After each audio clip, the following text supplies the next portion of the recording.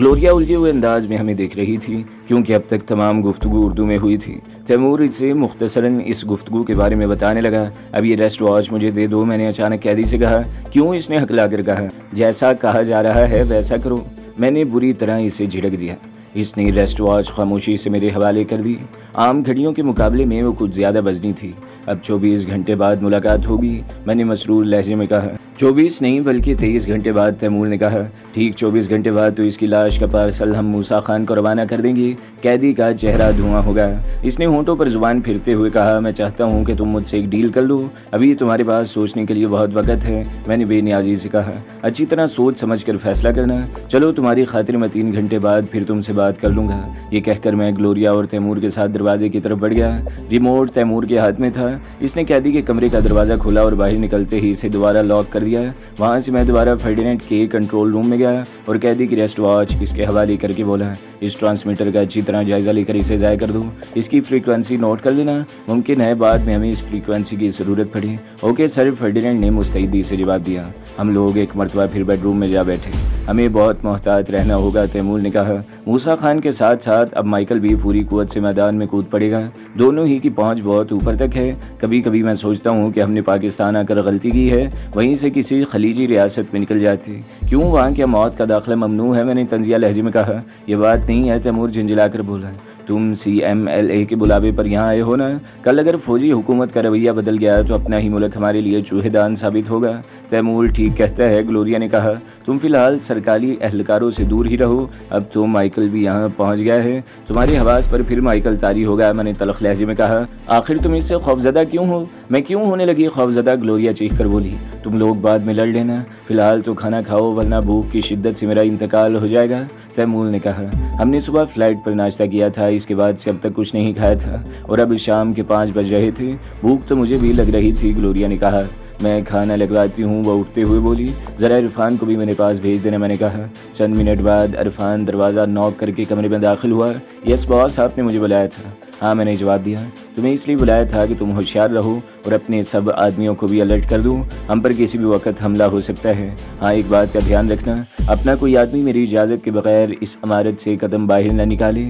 बस अब तुम जाओ। ओके सर, इरफान ने मुस्तैदी से जवाब दिया और उल्टे कदमों वापस चला गया। मैंने इस ट्रांसमीटर की एक एक चीज़ देख ली है सर, फर्डिनेंड ने बताया। वो मुअद्दब अंदाज में मेरे सामने खड़ा था। बैठ जाओ और मुझे तफसील से बताओ, मैंने सोफे की तरफ इशारा करते हुए कहा। वह बहुत ताकतवर ट्रांसमीटर था और इसकी रेंज 200 किलोमीटर से भी ज़्यादा थी। इसका लोकेशन फाइंडर भी इंतहाई ताकतवर था। अगर मैं इसका तफसीली जायज़ा न लेता तो वो 2 घंटे बाद फिर काम करना शुरू कर देता। अब मैंने इसे पूरी तरह तबाह कर दिया है। मगर तुम तो कह रहे थे कि मुझे अंदाज़ा नहीं था कि वो लोग इतने ताकतवर ट्रांसमीटर इस्तेमाल करते हैं। रेस्ट वॉच में आम और बहुत मामूली ट्रांसमीटर इस्तेमाल होते हैं, इससे ज़्यादा की गुंजाइश भी नहीं होती, मगर वो ट्रांसमीटर गैर मामूली था। इसका मैग्नेट सिस्टम मुसलसल काम कर रहा था और मुमकिन था कि किसी भी वक्त वो इस खास जगह को इंडिकेट कर देता। ठीक है, तुम जाओ, मैंने सर्द मोहरी से कहा, और आइंदा अंदाजे लगाने में ज़रा मुहतात रहा करो। फर्डिनेंड के जाने के बाद एक मरतबा फिर कैदी के कमरे में चला गया। इस मरतबा मेरे साथ सिर्फ ग्लोरिया थी। कैदी का चेहरा इन 3 घंटों में ऐसा हो गया था जैसे किसी ने इस पर हल्दी मल्दी हो। चेहरा देखकर एक लम्हे को तो मुझे ऐसा लगा जैसे वो किसी मुर्दा इंसान का चेहरा हो। आदमी कितना ही जीदार और सरकश हो, कबल इस वक्त मौत का इल्म बड़े बड़े सुरमाओं को भुरभुरी मिट्टी की तरह ढेर कर देता है। इसने मुझे वीरान आंखों से घूरा और थूक निकल कर रह गया। तुम्हारे बॉस ने अब तक तुम्हारे लिए कुछ नहीं किया है, मैंने तंजिया लहजे में कहा। इसने मुझे 3 घंटे का टाइम दिया है। फिर मैं चौंक कर बोला, मैंने तो अब तक तुम्हारा नाम भी नहीं पूछा। नाम में क्या रखा है कामरान साहब? इसने खोखले लहजे में कहा। तुम्हारे सिलसिले में काम में भी कुछ नहीं रखा, मैंने कहा। तुमने अपनी ज़िंदगी के न जाने कितने कीमती बरस मूसा खान के हाथ मजबूत करने में ज़ाया किए होंगे। इसका सिला तुम्हें क्या मिला? चंद बहलावे और झूठी तसलियाँ। ये जुर्म की दुनिया इतनी ही शफाक होती है कामरान साहब, इसने तलख लहजे में कहा। जब तक मैं इसके लिए कारामद था, इसके ग्रोह का नंबर 2 कहलाता था। मैंने बेशुमार बेगुनाहों की जान ली है, अगवा किए हैं, दुनिया का हर गैर कानूनी काम किया है, सिर्फ और सिर्फ मूसा खान की खुशनुदी के लिए। अब इसने बीच मंझदार में मुझे छोड़ दिया है। फिर वो अचानक ग्लोरिया से मुखातिब हुआ। सॉरी मैडम, मेरी इंग्लिश इतनी अच्छी नहीं है कि मैं कामरान साहब की तरह रवानी से बोल सकूं। मुमकिन है मेरी टूटी फूटी इंग्लिश आपकी समझ में ना आ रही हो। अगर इतनी इंग्लिश आती होती तो मैं मूसा खान के साथ कब होता, कहीं बाइज्जत मुलाजमत कर रहा होता। हमारे मुल्क के लोग आज भी ज़हनी तौर पर अंग्रेज़ों के ग़ुलाम हैं। आदमी को चाहिए कुछ ना आता हो, बस इंग्लिश बोलना जानता हो तो इसे अच्छी से अच्छी मुलाजमत मिल जाती है। वो खुद कलामी के अंदाज में बोल रहा था। इसे पटरी से उतरते देखकर मैंने कहा, तुम्हारे घर वाले तो होंगे, मरने से पहले तुम इनके लिए कोई पैगाम देना चाहो तो दे दो। मैं वादा करता हूँ कि वो मुल्क के या दुनिया के किसी भी हिस्से में हो, तुम्हारा पैगाम इन्हें पहुँचा दिया जाएगा। मैंने जानबूझकर इस डील का तज़किरा नहीं किया था जो वो मुझसे करना चाहता था। मैं चाहता था वो खुद ही इस सिलसिले में पहल करें। मरने से पहले इसने खाली और वीरान नज़रों से मुझे घूरा। मैं तो इनके लिए इसी दिन मर गया था जिस दिन मैंने घर छोड़ा था, मगर अब मूसा खान को तबाह किए बगैर नहीं मरूंगा। मैंने इस हरामजादे के लिए बेशुमार मरतबा जान की बाजी लगाई, इसके आगे ढाल बना रहा और कई दफ़ा इस पर चलाए जाने वाली गोलियां अपने जिस्म पर खाईं। वो मरदूद मेरी सारे एहसान भूल गया। मालो दौलत की हवस ने इससे दोस्त दुश्मन की पहचान भी छीन ली है। मुजरिमों के भी कुछ असूल होते हैं। तुम खुद भी इसी दुनिया के पास ही हो कामरान। मुझे बताओ, तुम्हारा वो साथी क्या नाम है इसका? हाँ तैमूर। वो अगर किसी मुश्किल में फंस जाए तो क्या तुम इसे यूं ही बेयारो मददगार छोड़ दोगे? तुम हरगिज़ ऐसा नहीं करोगे। तुम लाख संगदिल और शफाक से ही, मगर अपने जानिसार साथी को भी आसरा नहीं छोड़ोगे। इसने मुझे भी किसी मुजरिम तंजीम का सरबराह समझ लिया था। मैंने इसे टोकना मुनासिब न समझा। वो कुछ तवक्कुफ के बाद फिर बोला, मैंने तुमसे कहा था कि मुझसे एक डील कर लूँ। मैंने अच्छी तरह सोचने समझने के बाद ही ये फैसला किया है। मैंने तुम्हें ये टाइम भी इसलिए दिया था कि तुम अच्छी तरह सोच समझ लो। मैंने कहा, मैं तुम्हें मूसा खान के एक अड्डे का पता बता सकता हूँ, माइकल के बारे में बता सकता हूँ कि वो इस वक्त कहाँ मिल सकता है। मैं मूसा खान को तबाह बर्बाद कर दूंगा। इसके लहजे में तलखी थी। मूसा खान से मैं बाद में निपटता रहूँगा, फ़िलहाल मुझे माइकल का एड्रेस चाहिए। मैंने कहा, माइकल जब भी आता है वो मूसा खान के डिफेंस या हिल पार्क वाले बंगले में क़याम करता है। वो इस वक्त भी इन दोनों बंगलों में से किसी एक में होगा। ये बात मूसा खान भी जानता होगा। ग्लोरिया ने कहा कि तुम इसके तमाम राजों से वाकिफ़ हो, फिर इसने तुम्हें हमारे रहम करम पर क्यों छोड़ दिया? इससे शायद ये खुशफहमी होगी कि मैं ज़ुबान नहीं खोलूँगा। ये बात नहीं है। अचानक तैमूर की आवाज़ सुनाई दी। मैं चौंक उठा और वो फर्डिनेंड न जाने कि इस वक्त वहाँ गए थे। कमरे का स्लाइडिंग डोर भी आवाज़ खुलता था। मुझे हल्की सी सरसराहट का एहसास हुआ था, मगर मैंने इस पर तवज्जो नहीं दी थी। इस ट्रांसमीटर में एक नहायत ताकतवर रिमोट बम भी पोशीदा था। इसमें दोहरा सिस्टम था। रिमोट के साथ साथ वो टाइम बम भी था। इसमें ठीक 3 घंटे बाद का टाइम सेट था। मुझे अगर चंद सेकंड्स की भी देर हो जाती तो ना सिर्फ मेरे चीथड़े उड़ जाते, बल्कि पूरा कंट्रोल रूम मलबे का ढेर बन जाता। घड़ी में पोशीदा वो नथी सी डिवाइस मुझे ऐन वक्त पर नजर आई। मैंने फुर्ती से इसका फ्यूज़ निकाल के बम को नाकारा कर दिया। इस इंकशाफ से थोड़ी देर तक कमरे में सन्नाटा तारी रहा। फिर इस सन्नाटे को कैदी ही की आवाज़ ने तोड़ा। अब तुम लोग समझे कि इसने मुझे क्यों इतनी बेनियाजी बल्कि बेरहमी से तुम्हारे रहमो करम पर छोड़ दिया था। इसे अंदाज़ा था कि कम से कम 4-5 घंटे तक तो तुम मेरी ज़ुबान खुलवाने में कामयाब नहीं हो सकोगे। वो चाहता तो रिमोट के ज़रिए आधे घंटे बाद भी मेरी जान ले सकता था, और 3 घंटे बाद का टाइम तो सेट था ही। अगर इस घड़ी में रिमोट बम था तो मूसा खान ने इस वक्त इसे इस्तेमाल क्यों नहीं किया जब मैं इसे बात कर रहा था? मैंने उलझे हुए अंदाज में कहा, घड़ी में जो एरियल था इसके टच होने से सर्किट कंप्लीट होता है। फर्डिनेंड ने बताया, जब ट्रांसमीटर इस्तेमाल होता है तो बम काम नहीं कर सकता। मुझे याद आया कि मैंने बात करने के बाद ट्रांसमीटर कैदी के हवाले कर दिया था। इसने बताया था कि कामरान यहाँ से जा चुका है, फिर इस वक्त ट्रांसमीटर भी ऑन था, वरना मूसा खान इस मौके से ज़रूर फ़ायदा उठाता। अब क्या कहते हो? मैंने कैदी से पूछा। अब तो अपना नाम बता दूँ, मैंने कहा। माँ बाप ने तो मेरा नाम करम अली रखा था, मगर अब तो बरसों से मैं सिर्फ BH हूँ। लेकिन अब मैं BH नहीं बल्कि करम अली मूसा खान को अपने हाथों से मौत के घाट उतारेगा। BH तो रिमोट बम से मर गया। फिर वो बोलते बोलते एकदम बुझ सा गया। मगर तुम लोग कब मुझ पर एतबार करोगे और ये मौका दोगे कि मैं अपने हाथों से मूसा खान को जहन्नम रसीद करूं? हम तुम्हें ये मौका ज़रूर देंगे, मगर माइकल से निमटने के बाद मैंने जवाब दिया, हमें माइकल का पता बताओ। करम अली ने कागज़ और कलम मांगा और इस पर मूसा खान के इन 2 बंगलों के अलावा दीगर ठिकानों की तफसील भी लिख दी जहाँ माइकल की मौजूदगी मुतवक्की थी। मैंने कागज़ पर सरसरी नज़र डाली। इसमें सर फहरिस्त हिल पार्क और डिफेंस का एड्रेस था, मगर ठट्ठा का एड्रेस देखकर मैं चौंक उठा। वो भी मूसा खान का कोई ठिकाना होगा, मगर मेरी छठी हिस्स कह रही थी कि माइकल या तो सिरे से मूसा खान के किसी ठिकाने पर नहीं होगा या फिर वो ठट्ठा में होगा। मैंने करम अली से पूछा, तुमने इस ठट्ठा का एड्रेस भी लिखा है? मुझे इसके बारे में ज़रा तफसील से बताओ। वो हवेली वडेरे हुसैन बख्श की मलकियत है, मगर कागजात की हदूद तक, वरना वहाँ का असल मालिक मूसा खान ही है। यह जगह ठट्ठा से भी तकरीबन 50 किलोमीटर हट कर वाक़ है। इसके आसपास कोई दूसरी इमारत नहीं है, सिर्फ खेत और खुदरू झाड़ियाँ हैं, बल्कि झाड़ियाँ क्या, छोटा मोटा जंगल है। वहाँ तक पहुँचने के लिए मूसा खान ने बल्डोज़र के ज़रिए ज़मीन हमवार करके पगडंडी से बना दी है। इस रास्ते पर कारें भी जा सकती हैं, जीपें ज़्यादा कारआमद रहती हैं। मगर तुम इसके बारे में इतनी तफसील से क्यों पूछ रहे हो? मेरा अंदाज़ा है कि माइकल वहीं मौजूद होगा। वहाँ से कराची पहुँचने में बमुश्किल 2.5-3 घंटे लगते हैं। वो चाहे तो रोज़ाना वहाँ से यहाँ भी आ सकता है और अपना काम ख़त्म करके लौट भी सकता है। फिर मैं पुरख्याल अंदाज में बोला, इसके अलावा दूसरी महफूज जगह इसका सफारत खाना है, मगर सफारत खाने में रहकर वो आज़ादी से अपनी सरगर्मियाँ जारी नहीं रख सकता, क्योंकि वो जगह न सिर्फ पाकिस्तानी पुलिस बल्कि दीगर खुफिया एजेंसियों की नज़र में भी होती है। मेरा भी यही ख्याल है कि माइकल ठट्टा में है, ग्लोरिया ने कहा। मैं इसके मिजाज से वाकिफ़ हूँ। वो हमेशा ऐसी जगहों को तरजीह देता है जहाँ किसी की मुदाखलत का अंदेशा कम से कम हो। मगर एक बात जहन में रखना, करम अली ने कहा, अगर माइकल वहाँ हुआ तो मूसा खान ने वहाँ कदम कदम पर गार्ड्स का जाल बिछा दिया होगा। वो जगह भी ऐसी है कि पूरी बटालियन भी आसानी से वहाँ छुप सकती है। वहाँ टेलीफोन है? मैंने पूछा। मेरी बात सुनकर करम अली मुस्कुराया। टेलीफोन वहाँ तो लाइट भी नहीं है, जनरेटर इस्तेमाल होते हैं, राब्ते का जरिया ट्रांसमीटर्स हैं। ठीक है, मैं देखता हूँ कि इस सिलसिले में क्या हो सकता है। ये कहकर मैं सब लोगों के साथ कमरे से बाहर निकल आया। हम में से हर शख्स अपने तौर पर कुछ सोच रहा था। हमारे आदमियों में किसी का ताल्लुक सिंध से भी है? मैंने फर्डिनेंड से पूछा। बशीर का ताल्लुक दादू से है, फर्डिनेंड ने बताया। इसके अलावा इरफान भी सांगड़ से ताल्लुक़ रखता है। बशीर को भेजो, ये कहकर मैं अपने बेडरूम की तरफ बढ़ गया। पल पल बदलती हुई सूरत हाल ने दिमाग की चौले हिला दी थी। यही हाल तैमूर और ग्लोरिया का भी था। वो दोनों भी मुसलसल सोच रहे थे। थोड़ी देर बाद बशीर दरवाज़ा नॉक करके अंदर आ गया। यस सर, इसने मुद्दब अंदाज में कहा। तुम्हारा ताल्लुक दादू से है? मैंने पूछा। यस सर, इसने जवाब दिया। कभी ठट्ठा भी गए हो? मैं कई साल तक ठट्ठा में रहा हूँ। वहाँ एक मेरे मामू रहते हैं, बशीर ने जवाब दिया। वहाँ मेरे कई दोस्त भी हैं, इनसे मिलने अक्सर वहाँ जाता रहता हूँ। मैंने करम अली का दिया हुआ पर्चा जेब से निकाला और इससे मूसा खान की हवेली के बारे में पूछा, जो ठट्ठा के किसी वडेरे हुसैन बख्श की मलकियत है। वो हवेली तो ठट्ठा से बहुत दूर रईस हुसैन बख्श की ज़मीनों पर है, मगर अब तो बरसों से गैर आबाद है। बड़े रईस अल्लाह बख्श के मरने के बाद से वहाँ कोई नहीं रहता। लोग कहते हैं कि इस हवेली में जिन रहते हैं, और वहाँ जो खेत हैं इनकी देखभाल कौन करता है? वहाँ अब खेत कहाँ हैं? थौर की वजह से वो ज़मीन बंजर हो गई है। रईस हुसैन बख्श की इतनी ज़मीनें हैं कि इसे इन ज़मीनों की परवाह भी नहीं है। तुम आज ही ठट्ठा जाओ और अपने दोस्तों से मालूम करो कि इस हवेली की तरफ जाने वाले रास्ते पर उन्होंने कोई गाड़ी अजीब तो आते जाते नहीं देखी। हाँ, वहाँ जाने से पहले अपना हुलिया बदल लेना। वहाँ ये जीन्स और जैकेट नहीं चलेगी। मैं जानता हूँ सर, बशीर ने जल्दी से जवाब दिया।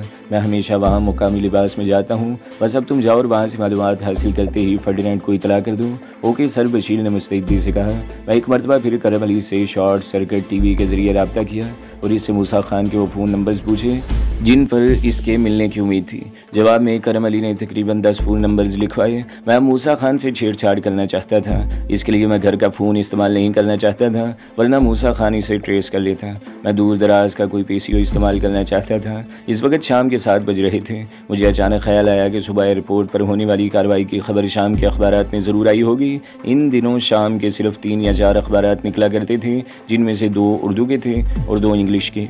मैंने माइक्रोफोन पर इरफान से वो चारों अखबारात मंगवाने को कहा। थोड़ी देर बाद एक मुलाजिम वो अखबारात ले आया। मेरी तवक्का के ऐन मुताबिक 4 में से 3 अखबारात में मेरी ड्रामाई गिरफ्तारी की खबर थी। इंग्लिश के एक अखबार ने तो एक तस्वीर भी शाया कर दी थी। ये तस्वीर इस वक्त की थी जब वो जाली फौजी मुझे जीप में बिठा रहे थे। उर्दू अखबारात की सुर्खियाँ ज़्यादा सनसनीखेज़ थी। मशहूर बैनुल-अक़वामी दहशतगर्द कामरान चौधरी ड्रामाई अंदाज में गिरफ्तार, इसके साथ ही फरार होने में कामयाब हो गए। दूसरे अखबार की सुर्खी थी, फौजी हुकाम ने मशहूर बैनुल-अक़वामी दहशतगर्द कामरान चौधरी को गिरफ्तार कर लिया। कराची एयरपोर्ट पर खौफ व हिरास। पुलिस ने इस वाक़े से लाइल्मी का इजहार किया है। कामरान चौधरी गुज़श्ता कई बरस से हुकूमत को मतलूब था। फौजी हुकाम ने इस वाक़े पर किसी भी तबसरे से इनकार कर दिया। ताहम सनसनीखेज़ इनकशाफ़ात की तवक्का है।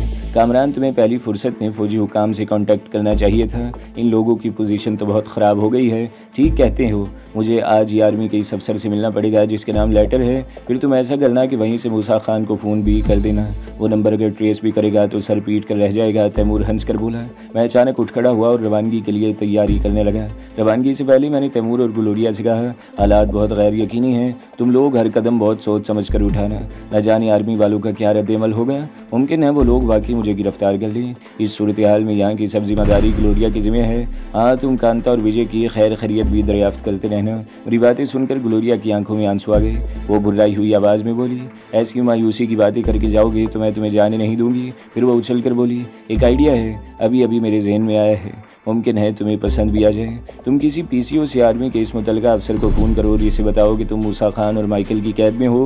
वो लोग पूछेंगे नहीं कि जब तुम कैद में हो तो फ़ोन कैसे कर रहे हो। मैंने तंजिया लहजे में कहा। पूरी बात सुने बगैर मत बोला करो। ग्लोरिया पुरजोश लहजे में बोली, पहले फर्डिनेंड माइकल बनकर फ़ोन करेगा और इन लोगों से तुम्हारी वज़बारी तवान का मुतालबा करेगा। मैंने फर्डिनेंड का नाम इसलिए लिया कि वो माइकल के अंदाज़े गुफ्तगू से वाकिफ़ है और किसी हद तक इसकी आवाज़ भी माइकल से मिलती है। इतनी बारीकी में तो वो लोग भी नहीं जाएंगे, मगर अमेरिकन लबो लहजा तुम तो इख्तियार कर सकते हो, मगर तैमूर नहीं। तैमूर इन लोगों से मूसा खान बनकर बात करेगा और इन्हें जताएगा कि वो इतनी ताकत रखता है कि कामरान को आर्मी वालों से छीन सके। इसके बाद सबूत के तौर पर आर्मी के इस अफसर से तुम्हारी बात करा दी जाएगी।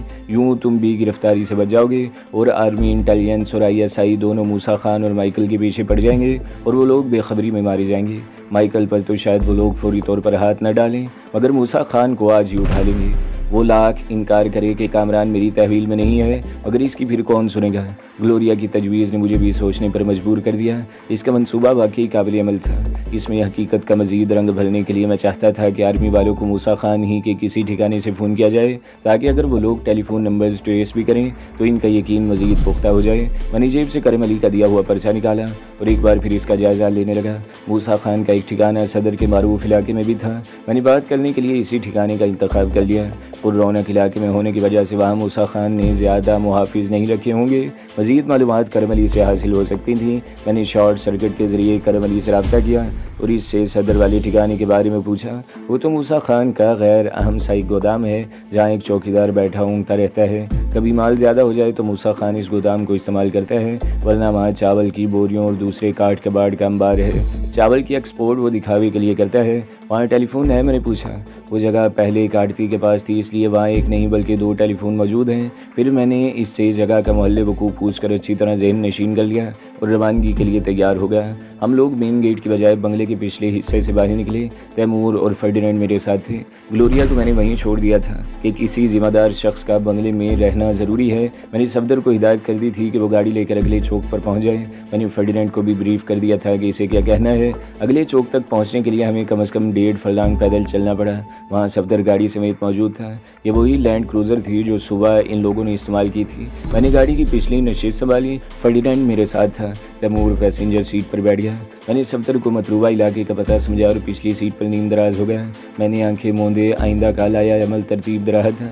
मुझे उम्मीद थी कि मेरे इस इकदाम के नतीजे में आर्मी वाले फ़ौरन ही मूसा खान को गिरफ्तार कर लेंगे। करम अली पहले ही हमारी कैद में था। यूँ फौरी तौर पर इसकी क़ुव्वत का शराजा भी बिखर जाता और इसके गिरोह की रहनुमाई करने वाला कोई ना होता। मैं चौंका तो इस वक्त जब तैमूर ने बताया कि हम सदर के इलाके में पहुंच गए हैं। इस वक्त रात के 8 बजे थे, मगर सदर के इलाके में रश और भीड़ भाड़ का वही आलम था।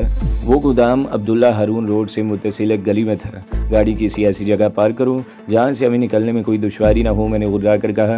मैंने जानबूझकर ये लहजा इख्तियार किया था ताकि सफदर मेरे अहकामात पर हरफ बहरफ अमल करें। इसने एक कुशादा सी जगह देखकर गाड़ी पार्क कर दी। तुम गाड़ी ही में बैठो, मैंने फिर सफदर को इसी लहजे में कहा, और अगर हम लोग आधे घंटे के अंदर वापस न आए तो तुम हमें कवर देने के लिए वहाँ आ जाना। फिर मैंने उतरते हुए पूछा, रिवॉल्वर है तुम्हारे पास? मैं पूरी तरह मुसल्लह हूँ बॉस, इसने जवाब दिया। मेरे पास रिवॉल्वर के अलावा एक फोल्डिंग राइफल और सब मशीन गन भी है। जितना पूछा जाए इसी का जवाब दिया करो। मैं गुर्रा कर बोला, और तुमसे किसने कहा था कि असली का ये अंबार उठा कर लाओ? क्या रवानगी से पहले तुमने किसी से मशवरा किया था? नहीं बॉस, मगर बस मैंने हाथ उठाकर इसे बोलने से रोक दिया। मुल्क में मार्शल लॉ नाफिज है। अगर शुबे की बिना पर गाड़ी की तलाशी ली गई तो तुम्हारे साथ हम भी जेल की हवा खाएंगे। आइंदा अपने इख्तियारात से तजावुज़ मत करना। इसे बुरी तरह झिड़क कर मैं इस गोदाम की तरफ बढ़ गया जो मूसा खान की मलकियत थी। अब्दुल्ला हारून रोड की जगमगाती रोशनियां मांद पड़ती जा रही थी, क्योंकि 8 बजे के बाद दुकानें बंद होने लगती हैं। इससे मुत्तसिल गलियों में तो KECS की मेहरबानी की वजह से मुकम्मल तारीकी थी, जो इसी वक्त हमारे लिए बहुत सूदमंद थी। वहाँ मुख्तलिफ इदारों और कंपनियों के बड़े बड़े वसी और ईज़ गोदाम थे जो तकरीबन सभी बंद थी। इक्का दुक्का गोदामों के ज़ेली दरवाजे खुले हुए थे और इनमें से मदम रोशनी बाहर आ रही थी। मूसा खान का गोदाम मुकम्मल तारीकी में डूबा हुआ था। मैंने गौर किया तो इसके वसी फाटक पर ताला नहीं था। इसका मतलब ये था कि गोदाम का चौकीदार अंदर ही मौजूद है। तैमूर और फर्डिनेंड मुझसे चंद गज के फासले पर तारीकी में छुपे हुए थे।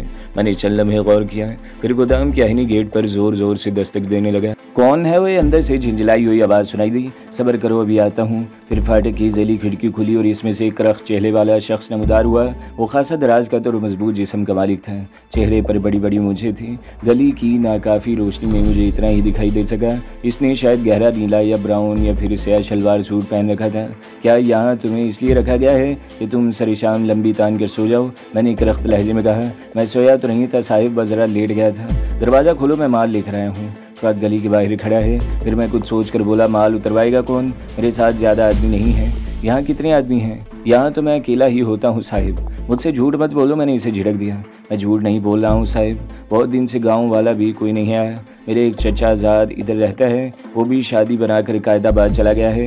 ये कहता हुआ मैं अंदर दाखिल हो गया। फिर वो चौंक कर बोला, मगर तुम कौन हो साहिब? हमने तुम्हें पहली दफ़ा देखा है और आइंदा कभी नहीं देखोगे, मैंने सर्द लहजे में कहा और अचानक रिवॉल्वर निकाल लिया। इस पर साइलेंसर भी फिट था। चौकीदार खासा जीदार था। खौफजदा होने के बजाय इसने झपट कर मुझसे रिवॉल्वर छीनने की कोशिश की और यही इसके हक़ में ख़तरनाक साबित हुआ, वरना मेरा इरादा था कि इसे बेहोश करके साल ले जाऊँगा और रास्ते में कहीं भी फेंक दूँगा। इसने मेरे रिवॉल्वर वाले हाथ पर झपटा मारा तो रिवॉल्वर मेरे हाथ से निकल गया। इसने फुर्ती से अपना रिवॉल्वर निकालने की कोशिश की, मगर मेरी किक इसके सीने पर बढ़ी। ज़रब इतनी शदीद थी कि इसकी पसलियाँ चटकने की आवाज़ मेरे कानों तक भी पहुंची। वो ज़मीन पर गिरा और चंद लम्हे तड़पने के बाद साकित हो गया। मैंने झुककर इसकी नब्ज़ देखी, दिल की धड़कन महसूस की, मगर वो मेरी ज़रब बर्दाश्त नहीं कर सका था और एक ही लात में इसका काम तमाम हो गया था। मैंने इसे घसीट कर कोने में डाला और सीटी की मखसूस आवाज़ से तैमूर और फर्डिनेंड को अंदर आने का इशारा किया। गेट के नज़दीक ही एक कमरे में रोशनी हो रही थी और तंबाकू की बू फैली हुई थी। चौकीदार शायद हुक्का पीने की तैयारी कर रहा था, क्योंकि चिलम में तंबाकू अभी तक सुलग रहा था।